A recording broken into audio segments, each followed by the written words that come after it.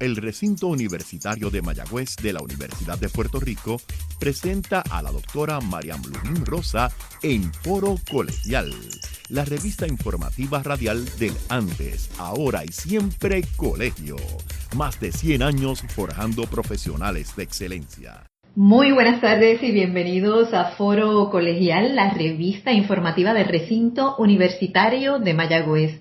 Soy Mariam Ludín Rosa, directora de la oficina de prensa del colegio, y es un placer compartir con los amigos y amigas que nos sintonizan viernes tras viernes en este espacio educativo del acontecer del antes, ahora y siempre colegio. Foro Colegial, 20 años en Radio Universidad. Un placer nuevamente estar con ustedes. Ustedes saben que hay un proyecto de detección de sangre verde fisiológica, pero la sangre verde colegial es mejor. Sobre eso hablaremos en Foro Colegial. Y para ello se encuentran con nosotros los investigadores de este proyecto, el doctor Juan López Garriga, ícono colegial. Saludos, profesor, ¿cómo se encuentra? Muy buenas tardes, saludos Miriam, muy bien, gracias a Dios y muchísimas gracias por estar con vosotros junto al Foro Colegial.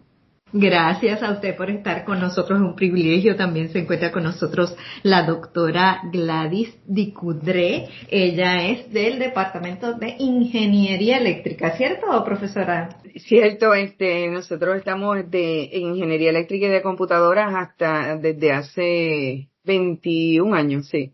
Bienvenida a Foro Colegial. Estamos celebrando, ¿verdad?, esos importantes momentos, ¿verdad?, en nuestra historia colegial, que son importantes. De momento se nos olvidan, pero ya Foro Colegial lleva 20 años, la profesora 21 años, y ni le vamos a preguntar a lo que es que diga cuánto lleva aquí el colegio, pero yo creo que es más de 30 años, yo creo que es un poquito más, ¿verdad?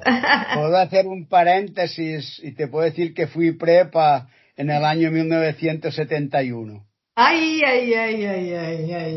Yo te voy a hacer otro paréntesis, él fue profesor de mi esposo. Ay, qué lindo es recordar esto colegial. Un placer estar con ustedes. ¿Y qué es eso? O sea, nosotros acá los colegiales, ¿verdad? Nos pasa, ya el recinto, ¿verdad?, se inauguró en 1911, o sea que llevamos más de 100 años hablando sobre nuestra sangre verde, ¿verdad?, porque son nuestros colores institucionales, pero nunca pensamos que iba a ir una investigación relacionada con la sangre verde. Es algo completamente diferente a lo que es el espíritu colegial, pero pues es algo que ocurre biológicamente. ¿De qué se trata y químicamente? ¿De qué se trata, profesor? Primero, que yo nunca me imaginé tampoco, cuando empecé a decir sangre verde colegial, que iba a haber una sangre verde humana, ni mucho menos. Así que lo que sucede es que dentro del glóbulo rojo tenemos nuestra hemoglobina y es roja. Normalmente 100% de nuestra, bueno, no 100%, pero una alta, casi 99% de nuestra hemoglobina es roja porque enlaza oxígeno y se llama oxihemoglobina. Pero hay gases y situaciones que hacen que nuestra hemoglobina reaccione de una forma distinta y hasta rara. Y esos gases, en el caso particular de esa sangre que llamamos fisiológicamente verde, es la reacción de oxihemoglobina con un gas que genera nuestro cuerpo, puede estar de afuera, que se llama ácido sulfídrico. Ese gas de ácido sulfídrico todo el mundo lo conoce porque se genera a través de los huevos podridos. Ese olor de huevo podrido, pues ese gas es tóxico al ser humano a altas concentraciones. Cuando digo altas concentraciones, para decirte un número, puede ser de una parte por millón hacia arriba. A una parte por millón uno ya lo empieza a oler. Pero cuando llegas a 50 partes por millón, te empiezas a marear, 100 partes por millón te mareas más, 500 partes por millón es muerte instantánea. Eso genera sangre verde, gente que trabaja en minas, gente que trabaja descubriendo petróleo, gente que trabaja en cloacas, gente que trabaja en lugares donde hay vacas, como O sea, que generan exactamente, pero nuestro cuerpo se descubrió hace 30 años nada más que nuestro cuerpo también lo genera y reacciona con oxihemoglobina modificando el centro activo de la hemoglobina humana y tiene un color verde. Eso también lo genera exceso de drogas legales o ilegales en el cuerpo humano y esa condición en los hospitales se llama sulfhemoglobinemia. Y sulfhemoglobinemia es análogo a sangre verde. Es de una reacción química, es una modificación de nuestra sangre que hace que disminuya la afinidad por oxígeno 135 veces, por lo tanto tiene que ver con el proceso de respiración, etcétera.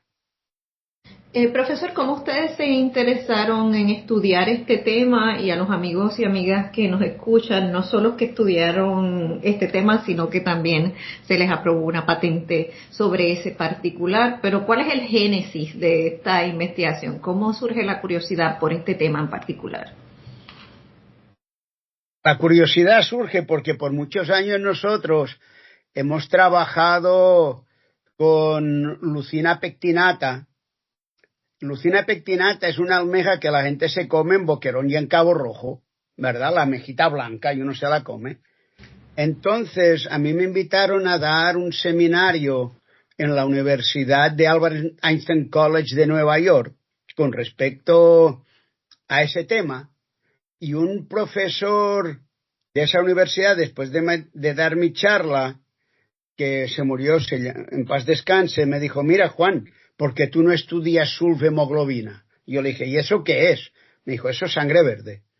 Así que en realidad surge de haber dado un seminario a una universidad y un profesor que me dio la idea de que continuara algo que él había empezado y que no iba a poder seguir continuando más.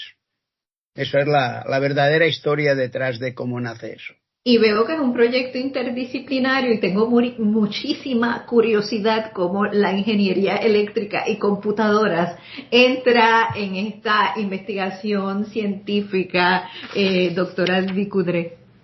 Pues mira, a mí me contacta Juan López, estábamos hablando de posibles colaboraciones y cualquier señal que tú vayas a detectar se puede convertir en una señal eléctrica, ¿verdad? Y él tiene una estudiante, se llama Limari Santos, ¿verdad?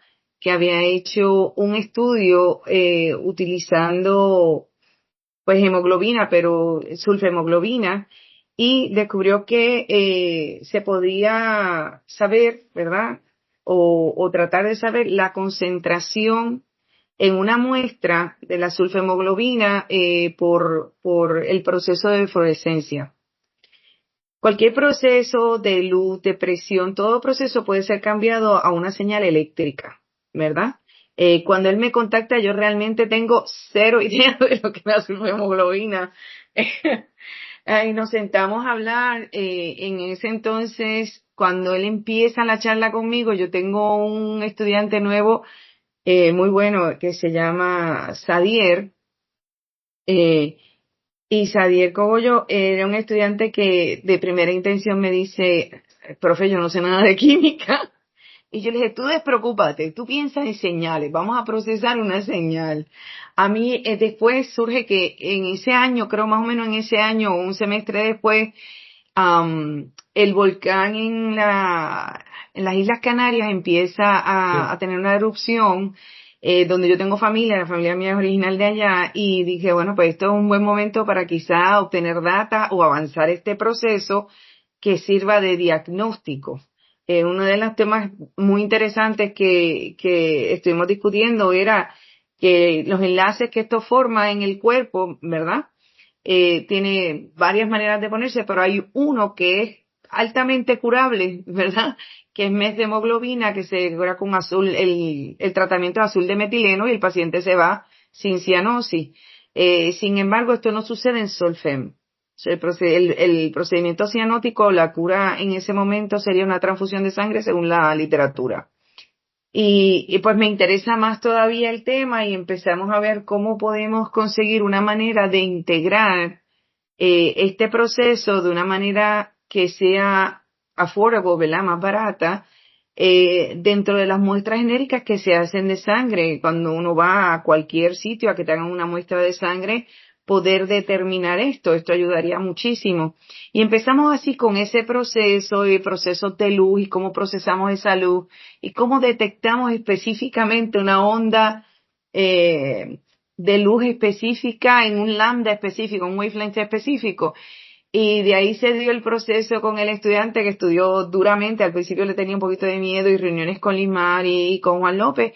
Y de hecho, y llegamos a ver hasta los instrumentos que ellos estaban utilizando y cómo podíamos utilizar la tecnología moderna, cómo podíamos integrar procesos para hacer una maquinaria o un prototipo un poco más pequeño que diera con esto y que interfiriera la menor cantidad de luz con la menor cantidad de error, pero que pudiera predeterminar la concentración en sangre, en una muestra de Solfem.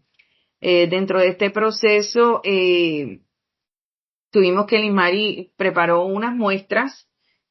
Obviamente preparar muestras no siempre es un proceso rápido, inmediato, ¿verdad? Y entonces el estudiante emuló la muestra también, logró hacer un emulador de muestra donde pudimos medir cuál era la respuesta en esa longitud de onda para diferentes concentraciones de muestras que sí se habían corrido y buscar entonces la matemática que pudiera predecir qué era lo que yo iba a encontrar o lo que íbamos todos a encontrar nosotros en cualquier muestra de cualquier concentración. El enfoque del estudio fue específicamente en sangre humana desde la parte donde está la norma o de la no detección. Él empezó con la no detección, con muestras que no tienen nada de Solfem, y a la detección dentro del rango normal humano, del rango donde está elevado con cierta peligrosidad y del lado donde estamos ya entrando en, pues desgraciadamente, en la fatalidad del paciente.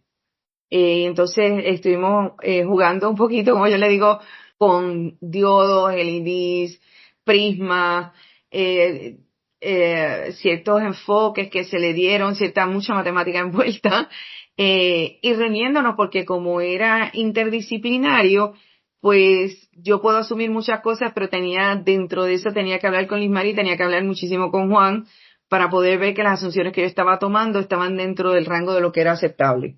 En ese sentido, lo que ustedes me están narrando aquí, ¿verdad? A grandes rasgos, ¿cuánto tiempo toma? O sea, esta investigación, desde que el profesor le puso la idea en la mente a López Garriga, se arma un equipo interdisciplinario, se hace la investigación, se llega a un prototipo, se hace una patente. ¿Cuánto tiempo dura todo ese proceso, doctor? Bueno, al nivel que estamos ahora, desde que empezamos, son 20 años. Wow. Hay muchos estudiantes graduados que han obtenido su doctorado en eso. Hay muchos estudiantes subgraduados que han trabajado contribuyendo. O sea, ha habido equipos desde la parte de los cursos de química, de investigación graduada, de investigación subgraduada, que se han transformado trabajando en esos campos de H2S en el cuerpo humano. Y entonces, profesor, ¿cómo la idea, para propósito de los amigos y amigas que nos escuchan, sabemos que estas investigaciones conllevan mucho tiempo, ya no nos acaba de certificar, pero cómo la idea pasa a patente, que yo sé que también es un proceso bastante técnico y me parece que es un proceso también largo? Sí, actualmente en el mercado, por ejemplo, hay compañías como Bayer y Radiometer, que son los que hacen sistemas de análisis de sangre. Cuando vamos a que nos saquen la sangre y nos analicen el oxígeno, la oxihemoglobina que tenemos, la methemoglobina que tenemos, y eso nos sacan sangre y lo inyectan a una máquina. ¿Verdad? La idea, junto con Gladys, es que a esas máquinas se le incorpore la detección de sulf-hemoglobina.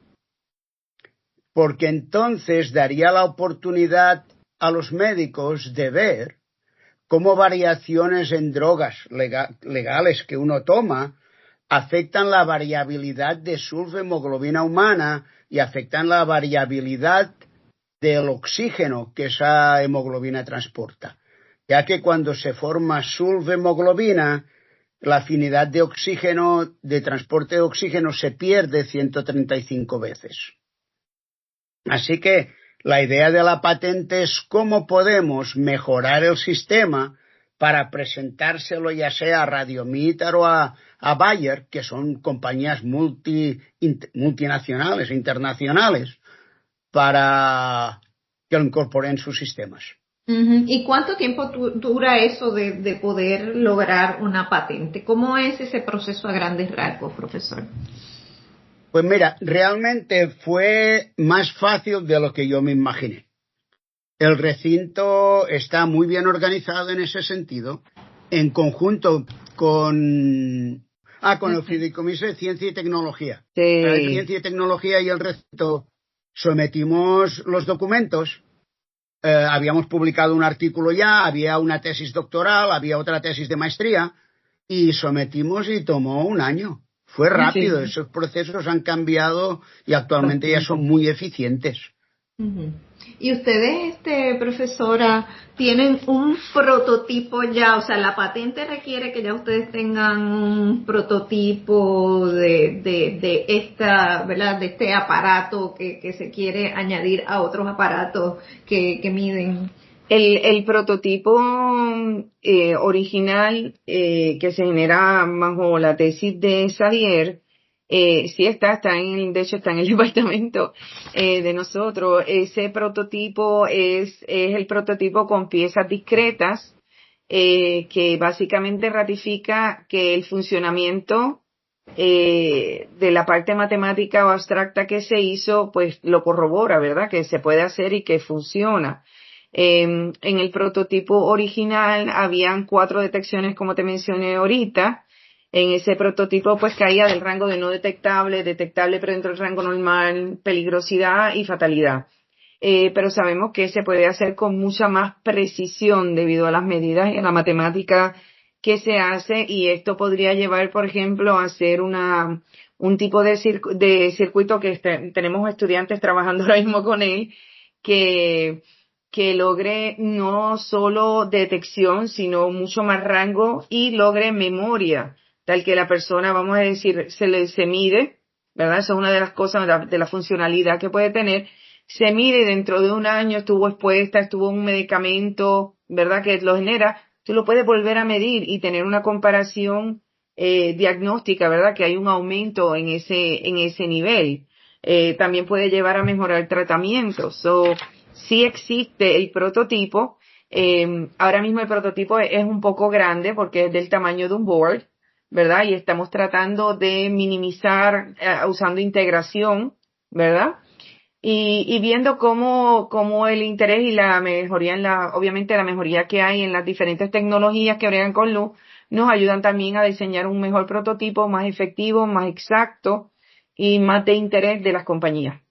Esto, después que se establece la patente, y lo que me dice profesora, perfeccionar el prototipo, ¿qué pasa y que ustedes tienen en perspectiva con relación a esta investigación? O sea, ¿qué sería lo siguiente, digamos, a corto plazo, en los próximos 6 meses o en el próximo año? Yo creo que hay 2 aspectos. Uno es el aspecto del desarrollo del prototipo y el otro es el aspecto científico que todavía no se conoce bien.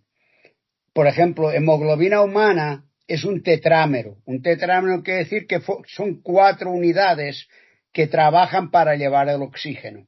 La primera unidad, y son cooperativos, la primera unidad enlaza oxígeno, la segunda lo enlaza más rápido, la tercera más rápido, la cuarta más rápido, y esa hemoglobina te lleva el oxígeno a la célula y lo suelta allí.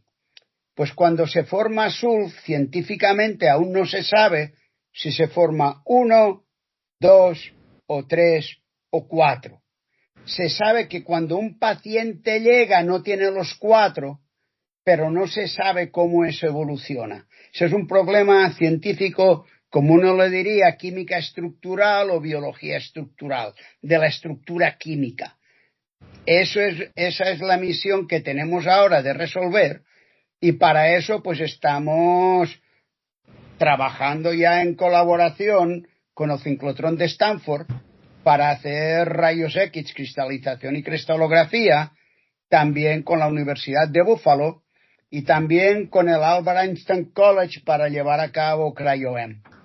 Cryo-EM es una tecnología que te permite retratar moléculas ya básicamente hoy en día. Y eso es más o menos para el próximo 6 meses o un año. Esta serie de pasos, ¿verdad?, en una investigación que puede tomar décadas, profesores, ¿esto ustedes han recibido el apoyo de alguna agencia o eso pues es parte de las investigaciones que se hacen día a día? ¿Han recibido alguna subvención para llevar esta investigación a este nivel de patente?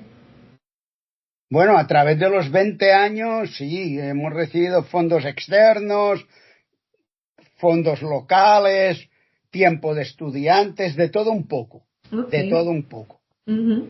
Tiempo nuestro, montón de tiempo nuestro. Sí. y lo que valida la importancia de la investigación y de la investigación interdisciplinaria, como decía la profesora. Al principio yo no sabía nada de esos términos y al escucharla ahora ella hablando sobre estos términos es experta en todo lo que tiene que ver con estos términos médicos. Así que esto de que las disciplinas se conversen es importante para trascender en proyectos tan importantes como esto, que podía ser algo trascendental en el mundo médico. Pues estábamos precisamente discutiendo que tenemos procesos donde los pacientes dejan de oxigenar de una manera después de una enfermedad, ¿verdad? Y quizá hay muchos estudios que se pueden hacer con esto. Esto podría ser diagnóstico no solo para el tratamiento de su hemoglobinemia, sino para ver diferentes procesos de por qué después de ciertas enfermedades los pacientes no oxigenan enteramente bien, aún teniendo una capacidad pulmonar muy buena, ¿verdad? Porque hay cosas que no se han hecho. Podríamos ver el deterioro del ser humano a través de los años, cómo quizá va aumentando estos enlaces y cómo eso o degrada o mejora, ¿verdad? Porque podemos ver de diferentes términos ciertos procesos dentro del cuerpo humano. Te diría que en el caso de la ingeniería, para esta investigación, obviamente, altamente la parte matemática y la parte del procesamiento de la luz, conversión de luz a electricidad y eso, no solo se estuvo leyendo porque teníamos que conocer, ¿verdad?, que era lo que estábamos estudiando, y en eso Juan nos ayudó muchísimo, pero también estuvimos leyendo mucho acerca de la física del proceso, en las conversiones en radiación, en cómo podíamos evitar contaminación de otra radiación, ¿verdad?, de la misma radiación, porque en este proceso la muestra tiene que ser irradiada para que emita luz, ¿verdad? Pero si tú estás detectando luz en una onda, debes evitar que la detección de luz se dé por la onda incidente. Y en ese entonces, pues, leímos muchísimo, escogimos ángulos de 90 grados. Gracias a Dios había muestras con qué jugar y había muestras con qué emular y logramos hacer ese proceso, pero también necesitamos, por ejemplo, ayuda de física, de matemática, de diferentes procesos estadísticos, donde yo creo que no solo presenta la rama de expandir la rama de la ciencia, pero por ejemplo en materiales se pueden hacer estudios de materiales que mejoren la capacidad específica de detección, porque yo altamente creo que esto que encontramos puede ser un proceso que se pueda emular con diferentes muestras que tienen contaminaciones diferentes y poder determinar con mayor exactitud la concentración de estas muestras más allá de la absorción, que es un tema que se usa mucho para descubrir qué hay una muestra, saber la cantidad, y creo que serviría para otros procesos igual. Yo les deseo mucho éxito, ha estado fascinante este tema en la tarde de hoy y sé que vamos a escuchar más sobre este tema, así que tan pronto trasciendan en otro paso, pues nos dejan saber porque las ondas radiales de Foro Colegial están disponibles para dar a conocer, ¿verdad?, todos estos adelantos tecnológicos, biomédicos, en los que la universidad pues tiene también un rol bien importante en estos esfuerzos interdisciplinarios. Así que les agradezco que hayan estado conmigo en esta tarde de hoy. Lamentablemente no tengo tiempo para más, así que gracias por estar con nosotros. Gracias, María. Buenas tardes.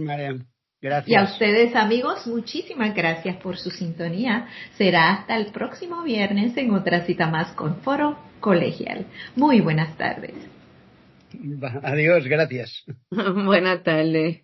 Hasta aquí, Foro Colegial, el espacio del siempre dinámico acontecer del recinto universitario de Mayagüez de la Universidad de Puerto Rico, producido por la Oficina de Prensa del Colegio. Para comentarios o información adicional, puede escribirnos a prensa@uprm.edu. Búsquenos en Facebook, /Recinto Universitario de Mayagüez, y en Twitter, /Prensa Room. Gracias por su sintonía y hasta la próxima semana.